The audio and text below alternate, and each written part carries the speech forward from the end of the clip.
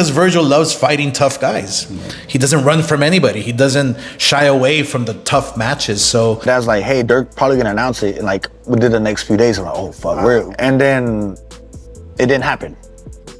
And I don't mean it disrespectfully when I say they just don't beat Jaron Ennis. In fact, that style is absolutely tailor-made for Boots. Do you feel like Boots belongs on the top pound for pound right now? Not yet.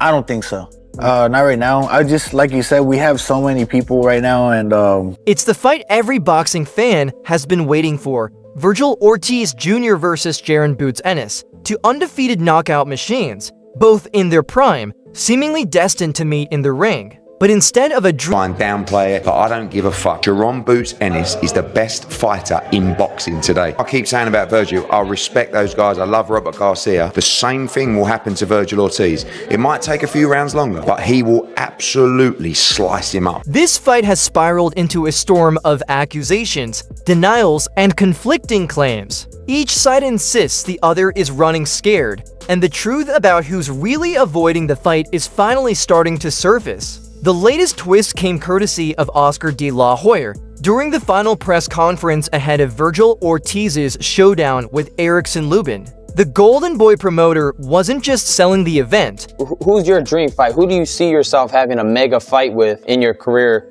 that's gonna, transcend you to the next level? Any of the champions, Vergil Ortiz, it's a super fight. Any of the champions at 154, I'm here to make my mark, and it's starting this Saturday. For me, my legacy is to be, collect them belts, be multiple weight division champion, undisputed at 54 if possible, and keep doing it each and every weight class, 154, 60, and maybe 68. That's my goal, and to fight these top guys. And, it's going to happen, one by one, we're going to bring them. He was sending a message straight to Boots Ennis and his promoter, Eddie Hearn, who are expected to be ringside. According to De La Hoya, their appearance isn't intimidation, it's a mistake. He confidently declared that once they witness Ortiz's performance up close, they'll be the ones backing out of the fight. But Oscar didn't stop there. He dropped a... If you go back to, if you rewind a bit, you remember when Boots Ennis fought and Eddie was like, let's fight Vergil now, and they were on TV, on camera, saying this and that, and then right after they were off camera, it's like nothing happened. We were calling out Boots Ennis and they didn't want to do it. They wanted a tune-up fight, this and that. I understand all that. As a fighter, yes, you want tune-up fights, but come on, how many tune-up fights do you need? Shocking revelation that completely flipped the narrative. According to him, the mega fight between Vergil Ortiz is ready at 154, and I'm glad, like I said, Boots Ennis is coming down to watch this fight. I'm actually really glad he is, but then again, I am afraid that Boots Ennis is going to see Vergil, and he's gonna tell Eddie, I don't want Vergil next. Let me have another tune-up fight. And Ennis was already close to being finalized. The contracts were nearly ready when, at the last moment, Ennis's team pulled back, claiming they needed a... First, the fight was gonna get made. Then Boots needed a tune-up fight and another tune-up fight, I believe. Vergil's always been ready. He's always been there waiting for whoever. That's who Vergil is. No, he doesn't shy away from any challenge. And the fact that they're gonna come down to see Vergil Ortiz, it tells you everything. He's a superstar. Everybody wants to watch him. Even Eddie Hearn from the UK wants to fly down, and Boots Ennis from Philadelphia wants to see it front row in person and be in awe. Tune-up fight first. That claim paints Ennis's side as the ones hesitating, not Ortiz's, of course. This isn't the first time this potential showdown has been overshadowed by finger-pointing. To get the full picture, we have to rewind to 2024, when the situation was completely reversed. Back then, it was Boots Ennis's father and trainer, Bozy Ennis, who went public, accusing Ortiz's team of ducking. He claimed an official offer was sent and... To make it clear on Vergil Ortiz, we sat in a room, me, Oscar De La Hoya, Eric Gomez, and the top DAZN execs in America. We talked about how a deal would work with those two fighters, and we agreed on a deal. We went away, we signed a new deal with Boots. Part of that deal within the contract was the deal that we agreed with Golden Boy and DAZN to fight Vergil Ortiz. Boots signed it. Now, we didn't hear anything back. We told them we're going to fight in October. They said they're going to fight in November. And we haven't heard anything back. That Ortiz's camp flat out rejected it. At the time, it looked like On Tuesday, Eric Gomez called me and he said, look, I just wanted to let you know we're fighting Lubin.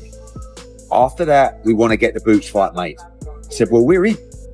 I don't, you know, so I take their word for it. And I truly believe Oscar De La Hoya wants to make great fights. But that fight is done on our side, on all the terms that we agreed with Golden Boy.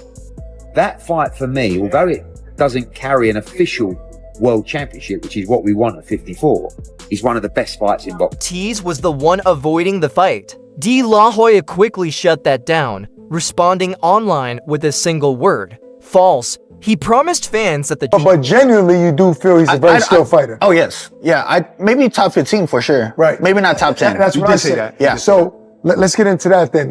How true is that there was a real offer made to Boots? Yeah. And he turned it down.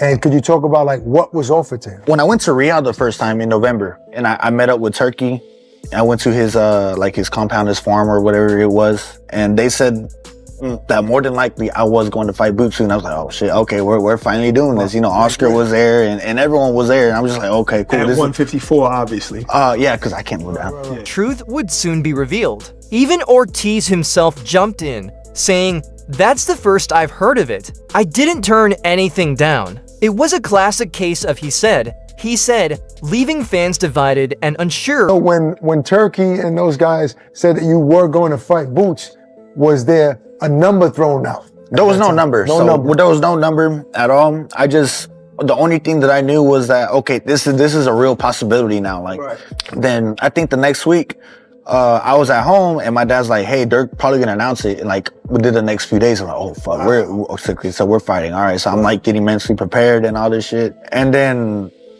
it didn't happen. That's when I got word that he turned it down.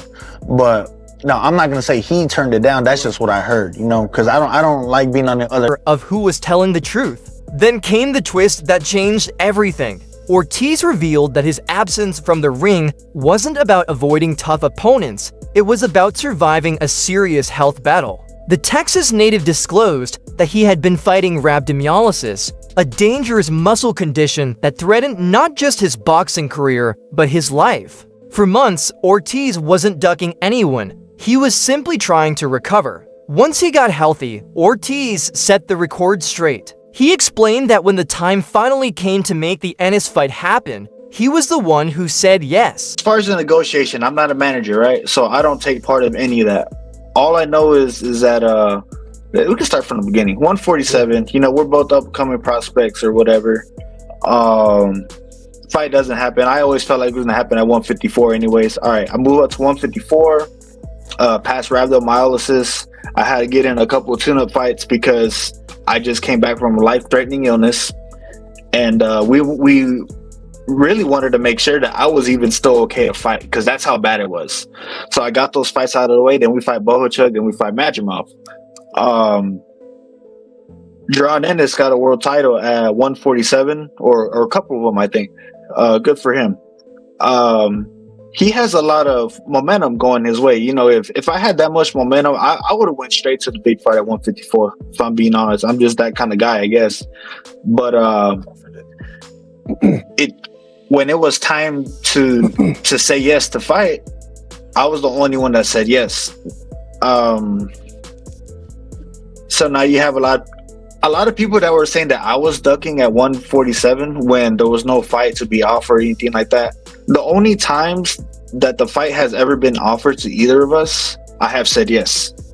So when people are saying ducking, when they align that word with me, I'm not talking about if they want to align it with him, they should. I don't care about that. But they want to align it with me, then they can't say that because I said yes. His claim suggests that Boots' camp went silent when negotiations reached the finish line. So what's the real story behind all this? Is Jaron Ennis truly avoiding the fight? Or are both sides just playing the boxing business game, shaping the narrative until the timing and payday are perfect? Team Ennis insists that Boots is the most dangerous fighter in the 154-pound division, unmatched in speed, power, and precision. His recent performances certainly back that up. Eddie Hearn, meanwhile, maintains that all this back and forth is just part of the promotional buildup, the kind of verbal sparring that makes a big fight even bigger. Whatever the truth is, one thing is clear: fans are tired of the talk. They want action.